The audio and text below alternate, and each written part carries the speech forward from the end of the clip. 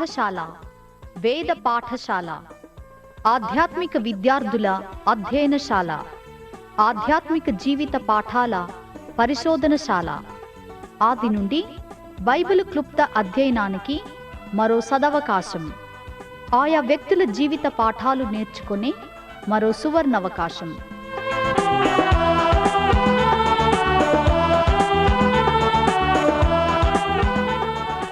వినండి వేద పాఠశాల నూతన వర్తమానాలు.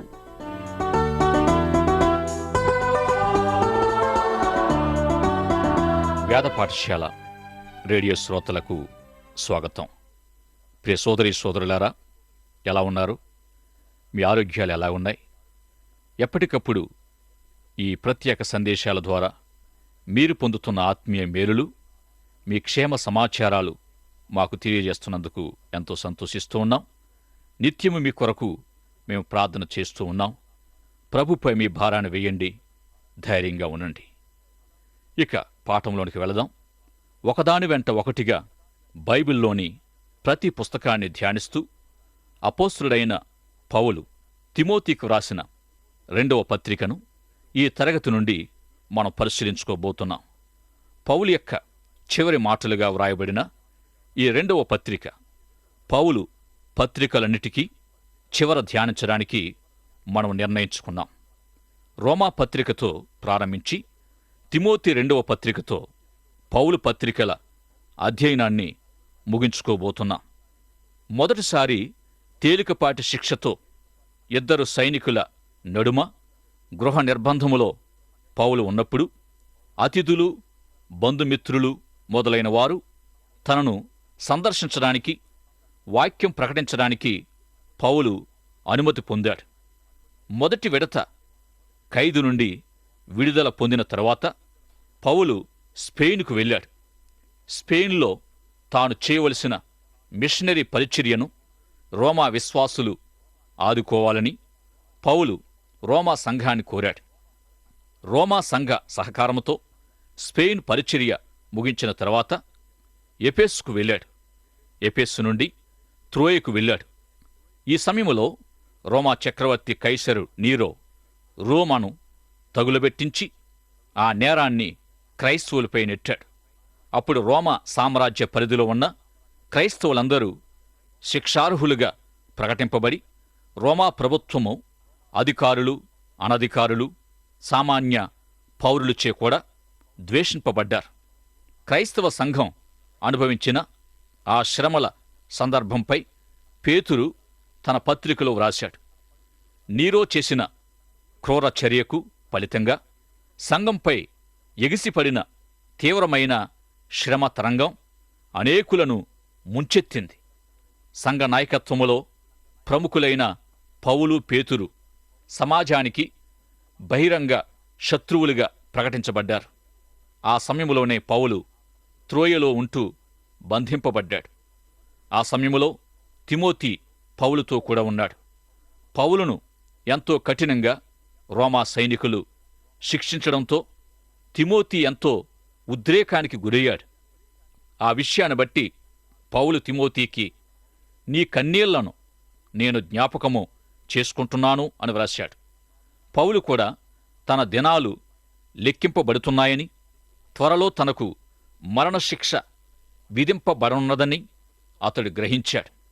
ఫిలిప్పీ పత్రికలో, ఫిలేమోను పత్రికలో తన విడుదల నిమిత్తం ప్రార్థించమంటూ వారికి వ్రాశాడు. కాని తిమోతి 2వ పత్రికలో తన విడుదల కొరకైనట్టి ప్రార్థన పౌలు కోరలేదు. పరలోక రాజ్యానికి ఎంతో చేరువలో నున్నట్టుగా పౌలు తెలుసుకున్నాడు. తిమోతికి వ్రాసిన 2వ పత్రికలో చివరి మాటలు అనదగిన కొన్ని విషయాలు, ప్రాముఖ్యమైన సంగతులు పౌలు ఈ గ్రంథములు వ్రాశాడు. మేమరటైన్ చెరసాల సందర్శించిన వారికి పౌలు మాటల విలువ, వాటి బరువు అర్థమవుతుంది. ఈ పౌలు మాటలు ఎంతో ప్రశంసనీయమైనవి. మేమర్టైన్ చెరసాలలో కూడా ఒక అట్టడుగు కూపములో వారు పౌలును బంధించారు. ఖైదీ కాళ్ళు మాత్రం పట్టేంత రంధ్రాలు కలిగిన 4 అడుగుల గోడగుండా ఖైదీ అందులోనికి పంపబడిన తరువాత ఖైదీ మడిమలకు సంకెళ్ళు తగిలించబడతాయి. ముంజేతులకు కూడా గోడకు అతికించబడి ఉన్న సంకెళ్ళు తగిలించబడతాయి. పక్షి రెక్కల వలె చేతులు ఒకటి గోడకు ఒకటి ఆ గోడకు తగిలించబడి ఉంటాయి. ఇక వారు అట్టి స్థితిలో ఉన్న ఆ ఖైదీపై ఎలా అయినా ప్రవర్తిస్తారు. ఆ ఖైదీ సరిగా ప్రవర్తించినట్టయితే సంకెళ్ళు కొంచెము వదులు చేస్తారు. సరిగా లేడు అని వారనుకుంటే అలాగే ఉంచుతారు. ఇక పడుకోవడానికి కూర్చోడానికి కూడా అస్సలు వీలుండదు. వ్యక్తిగత పారిశుద్ధ్యం విషయానికొస్తే అక్కడ వర్ణింపరాని అశుభ్రం, దాని దుర్గంధం. అదెలా అంటే అట్టి ఖైదీలను ఇంకా శ్రమ పెట్టడం కోసం పట్టణస్థులందరి అశుద్ధం లేక మురికి నీరు ఈ చెరసాలలోని కూపాల్లో ఉండే ఖైదీలకు అందుబాటులోనికి వచ్చేటట్లు ఏర్పాటయ్యుంటుంది. ఈ విధంగా ఆ ఖైదీలు రాత్రింపగళ్ళు అందరి అసహితను పంచుకోవాలని రోమీయులే అట్టి దుర్మార్గపు ఏర్పాటులు చేసేవారు. అట్టి శోచనీయమైన స్థితిలో పౌలు తన చివరి దినాల్లో శిక్షను అనుభవించాడు. ప్రాణాలు త్వరగా తీయకుండా సాధ్యమైనన్ని భయంకర శిక్షల్ని అమలుపరచడం రోమనుల విధానం. ఎవరినైతే రోమీయులు ఎక్కువగా అసహించుకుంటారో వారికిలాంటి శిక్షలు విధించేవారు. ముందుగానే మురికి కోపాలు వారి కొరకు సిద్ధపరిచి ఉంచేవారు. తిమోతికి, నీకు, నాకు పౌలు తెలియజేసిన తన చివరి మాటల పత్రికను అలాంటి పరిస్థితిలో ఎలా రాయగలిగాడో కూడా ఎంతో ఆశ్చర్యం. అట్టి స్థితిలో రోమా సామ్రాజ్యం యొక్క శిక్ష స్మృతి ప్రకారం శాపగ్రస్తులుగా ఎంచబడిన ఖైదీలకి నేను స్నేహితుడను అంటున్నాడు. ఎవరూ రారు, అలా వచ్చిన వాళ్ళకు కూడా ప్రమాదమే.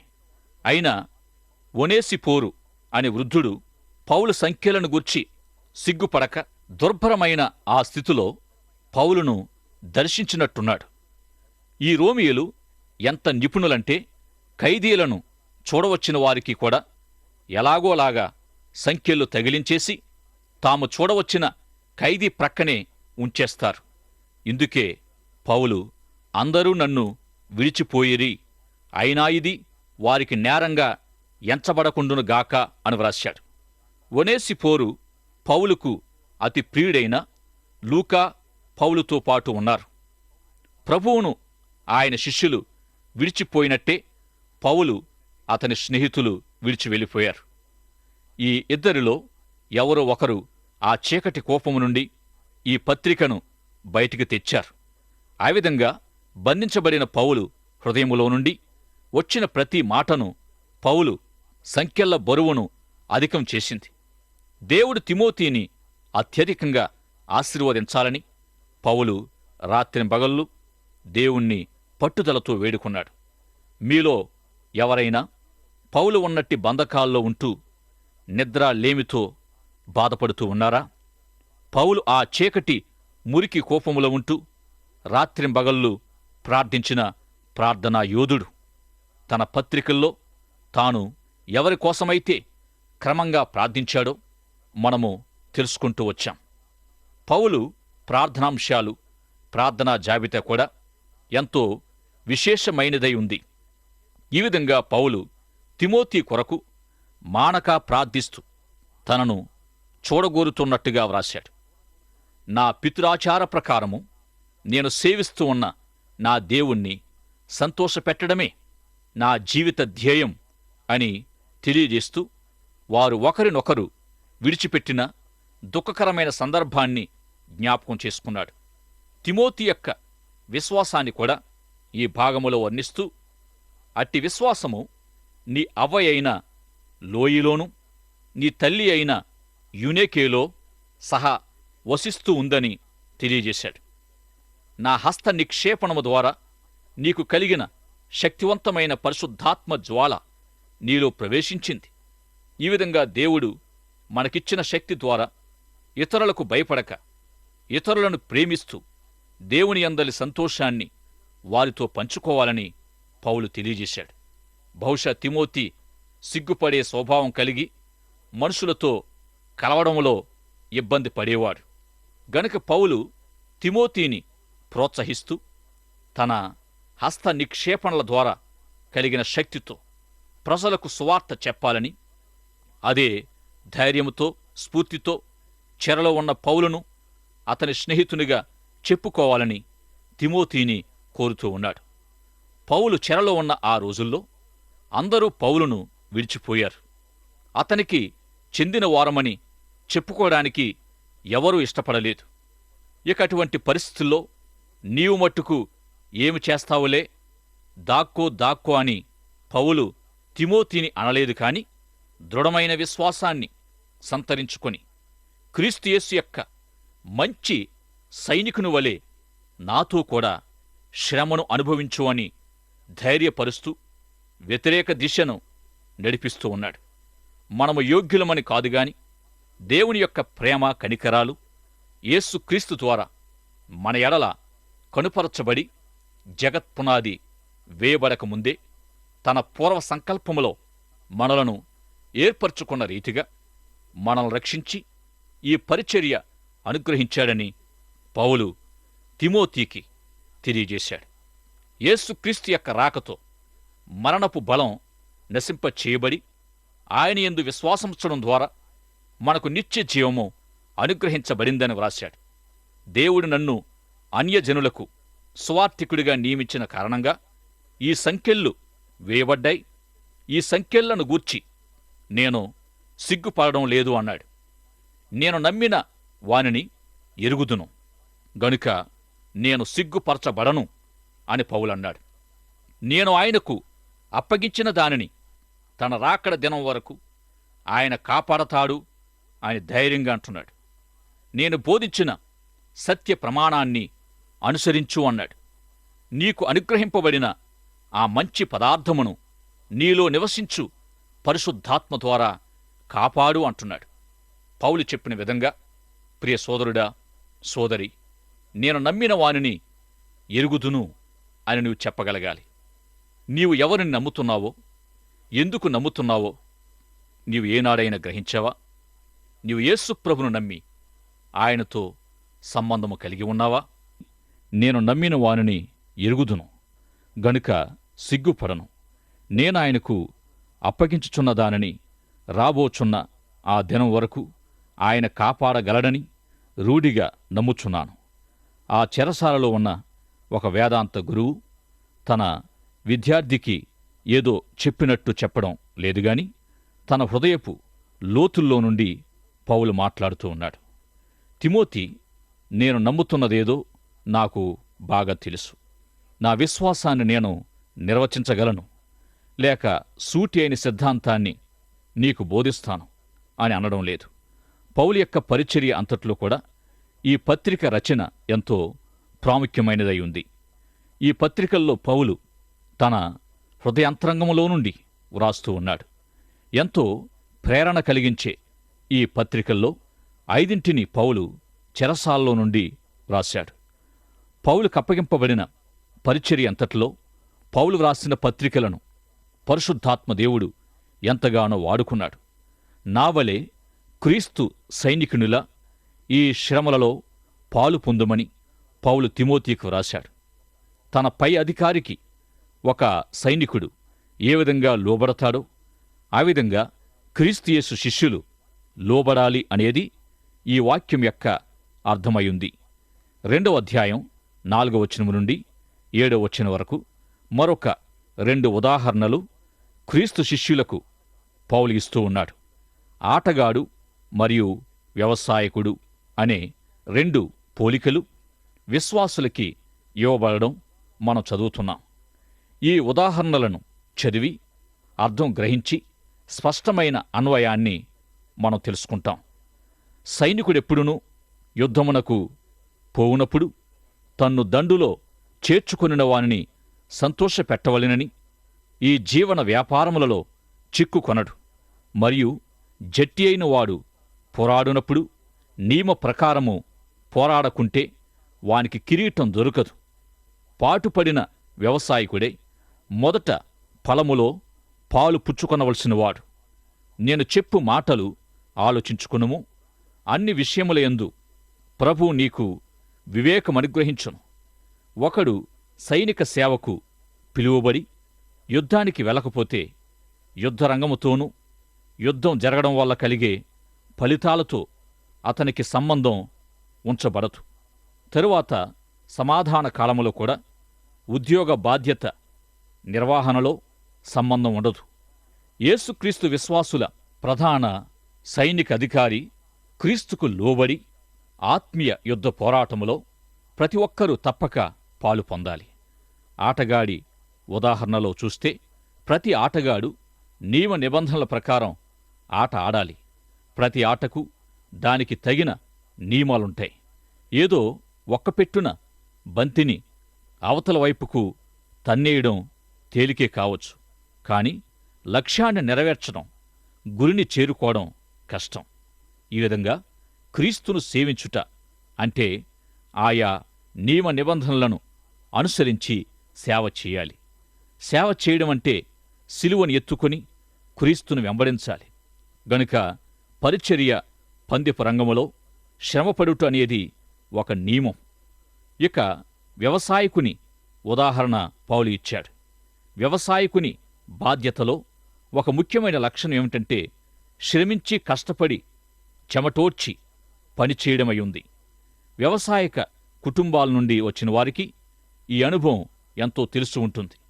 ఈ కాలములో అతి కష్టతరమైన ఈ వ్యవసాయక జీవితాన్ని మార్చుకొని ఎందరో నగరాలకు తరలిపోతూ ఉన్నారు. వ్యవసాయకుడు విత్తనం విత్తి పైరు పండినప్పుడు అది అతని శ్రమకు ఫలితమై ఉంటుంది. ఈ విధంగా వ్యవసాయకుని వలె శ్రమించి ఫలితాలను పొందమంటున్నాడు పౌలు.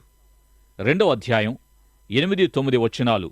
నా స్వార్థ ప్రకారం దావీదు సంతానములు పుట్టి మృతులలో నుండి లేచిన యేసుక్రీస్తును జ్ఞాపకం చేసుకునుము. నేను నేరస్తుడనై ఉన్నట్టు ఆ స్వార్థ విషయమై సంఖ్యలతో బంధింపబడి శ్రమపడుచున్నాను. అయినను దేవుని వాక్యము బంధింపబడి ఉండలేదు. ఈ చివరి వాక్యం మన వేద పాఠశాల ఆంగ్ల బోధకుడు కొన్ని సంవత్సరాలుగా శరీరమంతా చచ్చుబడి నడవలేక, బహుశా నిలువబడలేక, గొప్ప వ్యాధితో బాధపడుతూ చక్రాల కుర్చీ లేక మంచం వరకే పరిమితం చేయబడ్డాడు. అయితే అదే స్థితిలో దేవుడు తన దాసుణ్ణి ప్రపంచవ్యాప్తంగా ఎంతో బలంగా వాడుకుంటూ ఉన్నాడు. ఇప్పటికీ అతడు వ్యాధిచే బాధింపబడుతూ ఉన్నప్పటికీ దేవుని వాక్యం బంధింపబడక ప్రపంచమంతటా ఈనాడు రేడియోలో వినిపింపబడుతూనే ఉంది. అతడు ఆ స్థితిలోనే దేవుని వాక్యాన్ని సాఫ్ట్వేర్ కంప్యూటర్లో తన స్వరముతోనే వాక్యం వినిపించినప్పుడు ఇతర భాషల కొరకు ఆ కంప్యూటర్ ఆయన సందేశాల ప్రతులను బయటికి తెస్తుంది. దేవుని వాక్యం బంధింపబడి ఉండలేదనే ఈ వాక్యం బోధకుడైన డిక్ గారికి ఎంతో ప్రియమైనది. నిజంగా చెప్పాలంటే ఆరోగ్యకరమైన శరీరముతో ఉన్నప్పుడైతే ఎంతగా ఆయన దేవుని వాక్యము వ్యాప్తి చేయలేడేమో. ఈ విధంగా పౌలు తన శిక్షల ద్వారా వెనుకకు కత్తిరించబడ్డాడే గాని వెనక్కు నెట్టివేయబడలేదు. యోహాను సువార్త 15వ అధ్యాయం 2వ వచనములో వ్రాయబడినట్టు ఫలించే తీగలు మరి ఎక్కువగా ఫలించడానికి అవి వెనుకకు కత్తిరించబడతాయి.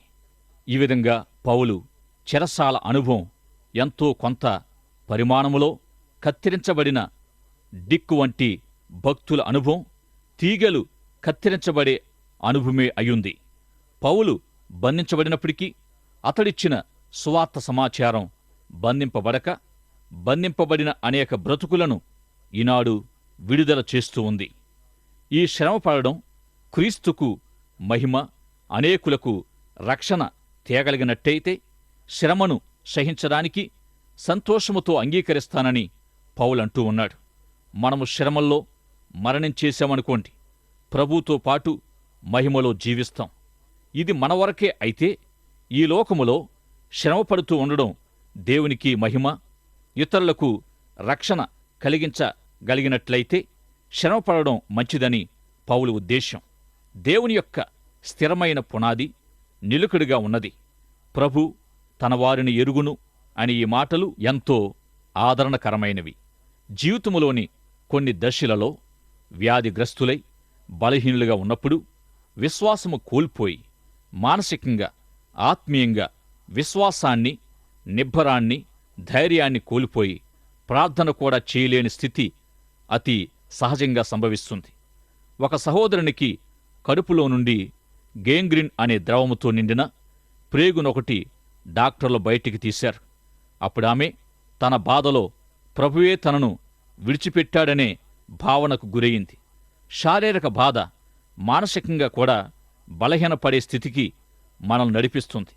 శారీరక బాధలు, మానసిక ఒత్తిడులు, చెరసాల బంధకాలు, హింసలు మొదలైన వేటిలోనైనా మనము బలహీనపడతాం.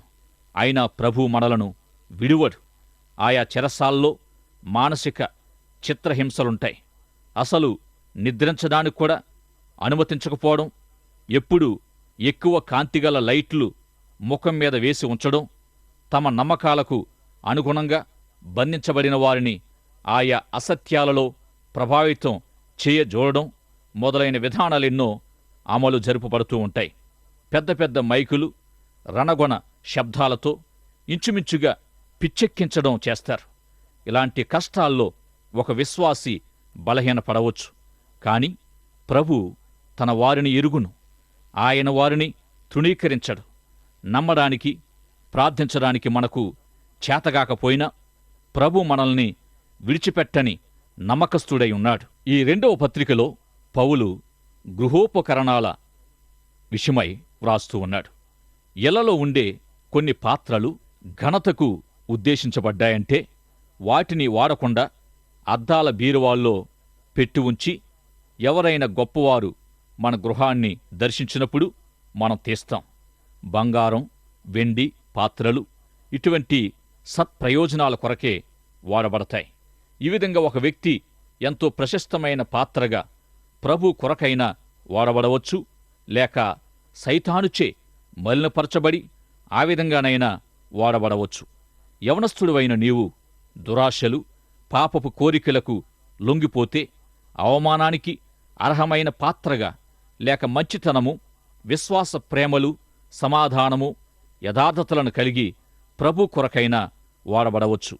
అయితే మీరు ప్రశస్తమైన పాత్రగానా లేక మురికి పాత్రగానా ఎలా వాడబడడం మీకిష్టమైంది? ప్రియ సోదరుడా, సోదరి, ఆలోచించండి. వాక్య సేవ కొరకు సిగ్గుపడనక్కరలేని పనివానిగా సత్యవాక్యాన్ని సరిగా ఉపదేశించడమనే విషయాన్ని గూర్చి పౌలు వ్రాస్తున్నాడు. పెద్ద పండితునుల, గంధకర్తల ఎంతో విస్తారంగా చదవడం కాదుగాని దైవ సేవకుడు తనను తాను క్రమశిక్షణ చేసుకోవడాన్ని ఈ వాక్యం తెలియజేస్తూ ఉంది. ఈ విధంగా ఒక దినాన్న దేవుని ఎదుట నిన్ను నీవే రుజువుపరుచుకోగలవు అని సేవకులకు తెలియచేయబడుతుంది. అనేకమంది దైవ సేవకులకు, విశ్వాసులకు సిగ్గుపడనక్కరలేని పనివానిగా సత్యవాక్యము సరిగా బోధించడం ద్వారా దేవుని ఎదుట కనుపర్చుకోగలుగుట అనే వాక్యం కంటత చేయబడుతూ ఉంది. పౌలు యొక్క చివరి మాటలుగా ఈ వాక్యము మన జీవితాలకు ఎంతో ప్రాముఖ్యమైనది.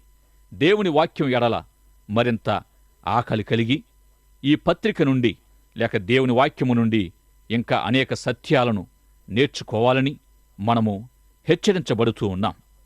ఇంతకు నీవు ప్రభు కొరకు ఎటువంటి పాత్రగా నీవు వాడబడుతున్నావు? ప్రభువుకు మహిమ తెస్తున్న ప్రశస్తమైన పాత్రగానా లేక సాతాను చేత మలినపరచబడి అనర్హమైన పాత్రగానా? ఒక్కసారి నిన్ను నీవు దేవుని వాక్య వెలుగులో పరిశీలించుకొనుమని ఎంతో ప్రేమతో మనం చేస్తూ ఉన్నాను. దైవాశీస్సులు. ఆమేన్.